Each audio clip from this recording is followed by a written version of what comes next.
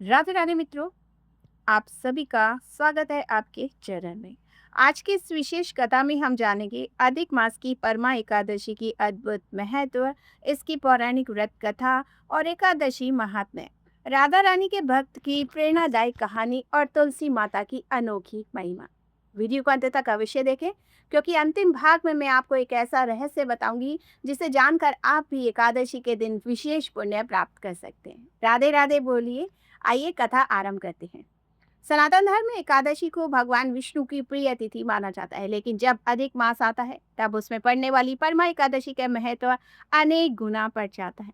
शास्त्रों के अनुसार इस दिन किया गया व्रत, जप, दान और भगवान विष्णु का स्मरण मनुष्य के अनेक जन्मों के पापों को नष्ट करने की क्षमता रखता है। कहा जाता है जो व्यक्ति सच्चे मन से परमा एकादशी का व्रत करता है, उसके जीवन से दरिद्रता, दुख और बाधाएं धीरे धीरे समाप्त होने लगती हैं।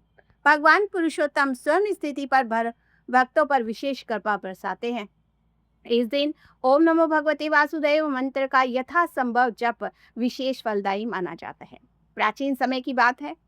कल्पीय नगर में एक अत्यंत गरीब ब्राह्मण रहा करता था। उसका नाम था सुमेध।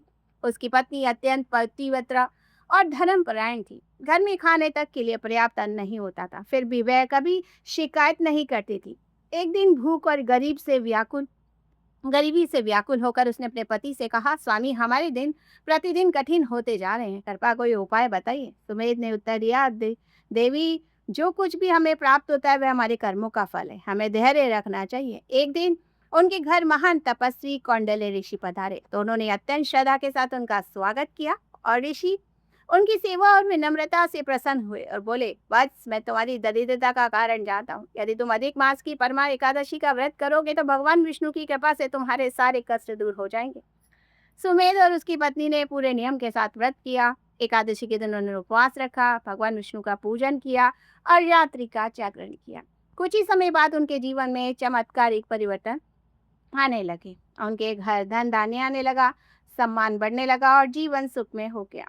अंत समय में दोनों को भगवान विष्णु के धाम की प्राप्ति थी। इसलिए कहा जाता है परमा एकादशी का व्रत करने वाला कभी निराश नहीं होता। तो प्रिय मित्रों, एकादशी केवल उपवास का दिन नहीं, यह सेवा, करुणा और दान का भी पर्व है। शास्त्र कहते हैं जो व्यक्ति इस दिन भूखे को भोजन कराता है, वस्त्र दान करता है या जरूरतमंद की सहायता करता है, भगवान विष्णु उस पर विशेष प्रसन्न होते हैं। यदि आपकी क्षमता कम है तो एक गिलास जल, एक फल या थोड़ी सी सहायता भी बहुत बड़ा पुण्य दे सकती है। याद रखिए, दान की महत्ता वस्तु से नहीं, भावना से होती है। अब सुनिए एकादशी के जन्म की अद्भुत कथा। पद्म पुराण के अनुसार प्राचीन समय में एक मुर नामक असुर ने देवताओं को बहुत परेशान कर रखा था। देवता भगवान विष्णु की शरण में पहुंचे। भगवान विष्णु ने असुर से युद्ध किया और कई वर्षों तक युद्ध चलता रहा। एक समय भगवान विश्राम के लिए गुफा में चले गए। तभी